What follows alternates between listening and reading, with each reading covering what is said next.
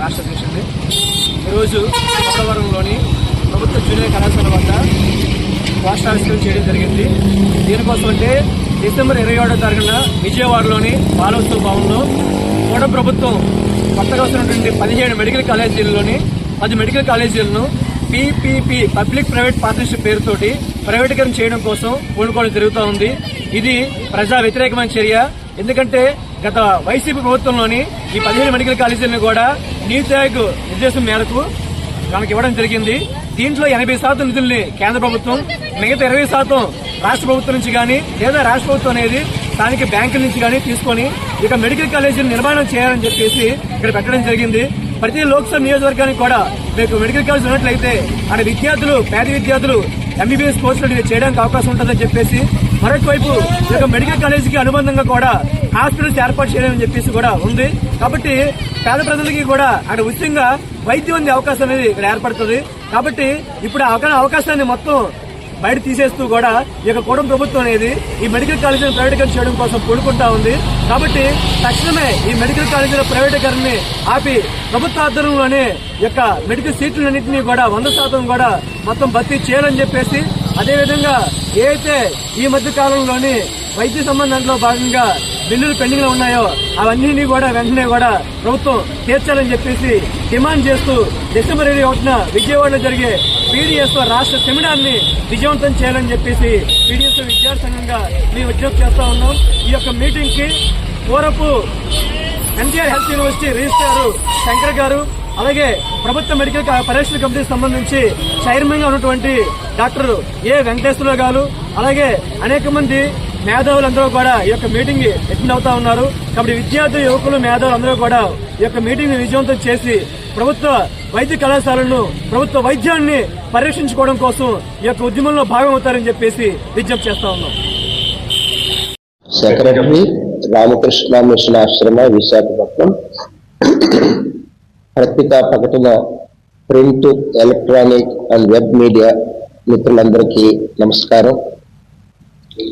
ప్రతి సంవత్సరం రామకృష్ణ మిషన్ బేలూరు మఠం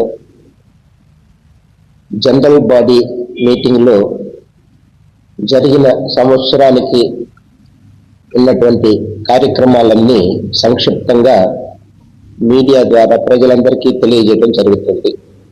అందులో భాగంగా ఈ సంవత్సరం అంటే 2024-2025 సంవత్సరంలో జరిగిన కార్యక్రమాలని ఈరోజు మీ అందరి ముందు మేము పంచుకుంటున్నాం. మీ అందరినీ అభ్యర్థించేది ఏమిటంటే ఇవన్నీ మీకు ఇచ్చేటువంటి డీటెయిల్డ్ రిపోర్ట్ లో ఉన్నటువంటివి మీ మీడియా ద్వారా అందరికీ అందజేయవలసిందిగా కోరుతున్నాం. మీ అందరికీ తెలిసిందే, 1897లో పశ్చిమ బెంగాల్ రాష్ట్రంలో హౌరాలో స్వామి వివేకానందుడు స్థాపించిన రామకృష్ణ మఠం మరియు రామకృష్ణ మిషన్ గత శతాబ్దాలుగా సమాజానికి నిస్వార్థ సేవలను అందిస్తూ ఉన్నది. ఈ మిషన్ సహాయ, పునరావాసం, సాధారణ సంక్షేమము, వైద్య సేవలు, విద్య, గ్రామీణ అభివృద్ధి వంటి అనేక రంగాలలో, అలాగే ఆధ్యాత్మిక మరియు నైతిక విలువలపై ఆధారిత సాహిత్య ప్రచురణలలో భారతదేశంలోనే కాక విదేశాల్లో కూడా క్రియాశీలకంగా పనిచేస్తోంది. అనేక కార్యక్రమాల్లో జరుగుతున్నటువంటి ఈ రిపోర్టును ఆదివారం డిసెంబర్ 14, 2025 మధ్యాహ్నం 3:30 గంటలకు బేలూరు మఠంలో నిర్వహించబడిన 116వ వార్షిక సర్వసభ్య సమావేశానికి ప్రధాన రామకృష్ణ మిషన్ మఠం మన పార్ట్నర్షిప్ సమ్మిట్లో దాదాపు 13.5 లక్షల కోట్లకు సంబంధించిన ఎంఓయూస్ కుదిరినాయి. ఆల్రెడీ 8.5 లక్షల కోట్ల రూపాయలు గ్రౌండింగ్ అయిపోయినాయి.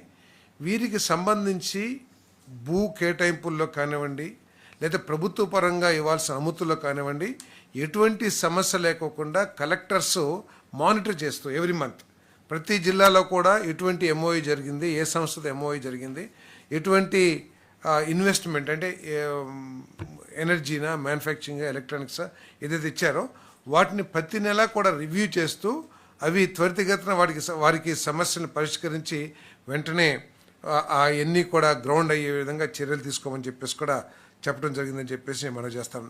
అదేవిధంగా ఇది మన అగ్రికల్చర్కి సంబంధించి వారు ఎటువంటి పంటలు వేయాలి, ఎటువంటి మరి ఇన్స్ట్రుమెంట్స్ వాడి, మెకనైజేషన్ వాడి మరి వారి ఖర్చు తగ్గించే విధంగా ఏ విధంగా చేయాలి, వీటి మీద కూడా చర్చ జరిగిందని చెప్పేసి మనం చేస్తాను.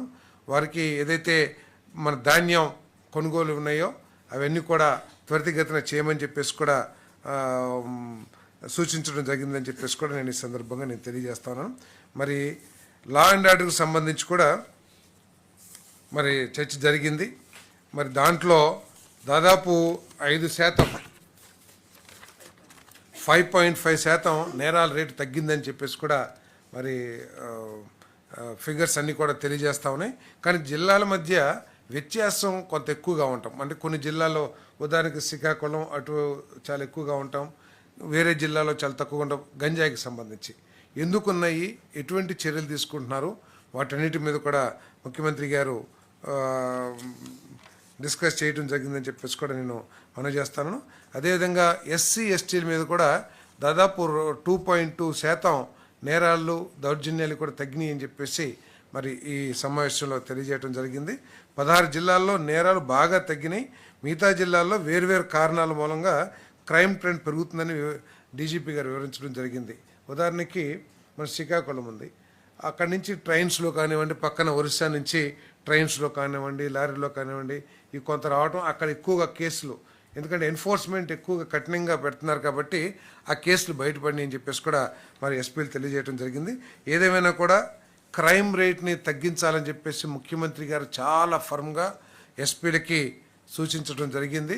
ఎటువంటి అరాచక శక్తులు కానివ్వండి, లేకపోతే ఉద్దేశపూర్వకంగా సమస్యలు సృష్టించే వాళ్ళని కానివ్వండి, లేకపోతే సోషల్ మీడియాలో క్యారెక్టర్ అసాసినేషన్ చేసే వాళ్ళని కానివ్వండి, ఎట్టి పరిస్థితులు ఉపేక్షించవద్దని చెప్పేసి కూడా ముఖ్యమంత్రి గారు చాలా స్పష్టంగా చెప్పడం జరిగిందని చెప్పేసి మనవి చేస్తాను.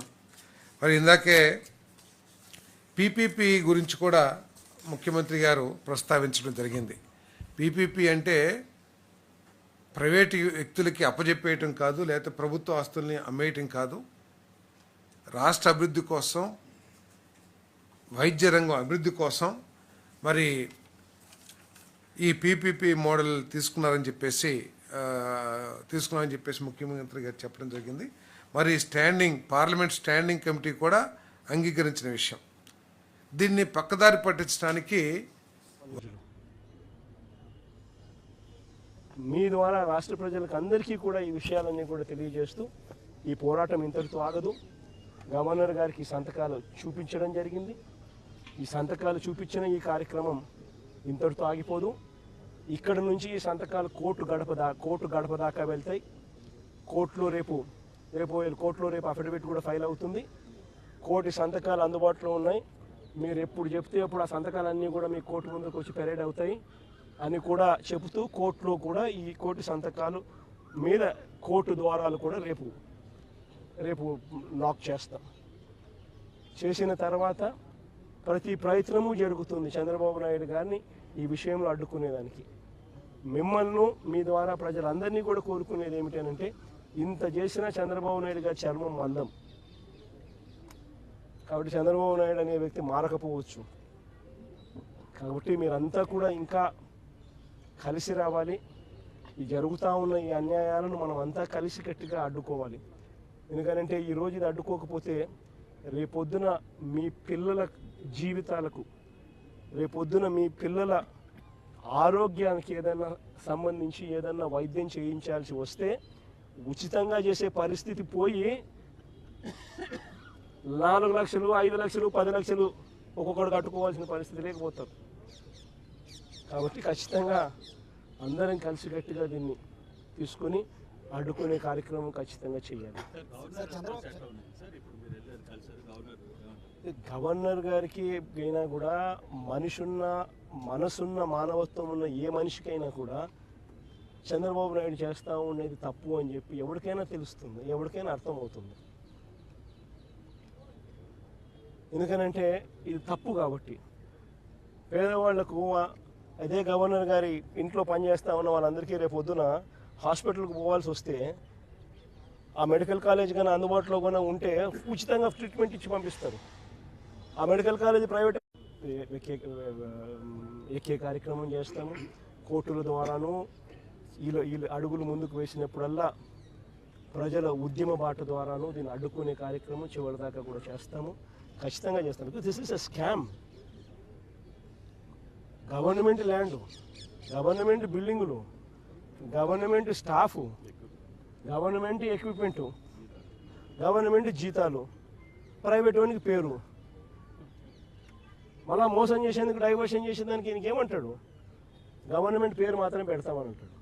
రేపు పొద్దున హెరిటేజ్ కంపెనీకి గవర్నమెంట్ పేరు పెట్టి కింద చిన్న హెరిటేజ్ అని పెడితే హెరిటేజ్ గవర్నమెంట్ అయిపోతుందా?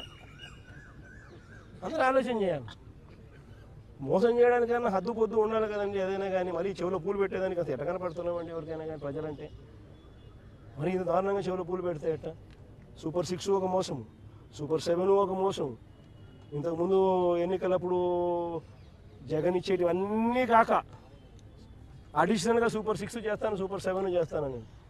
ఈరోజు పలావ్ పోయింది, పెడతానన్న బిర్యానీ పోయింది. ప్రజలు పూర్తిగా రోడ్డు మీద రోడ్డును పడిన పరిస్థితులు ఈరోజు కనిపిస్తూ ఉన్నాయి. అభికథ దేవుడు ఎరుగు. చదువుకుంటున్న పిల్లలకు ఫీజు రీయింబర్స్మెంట్ లేదు.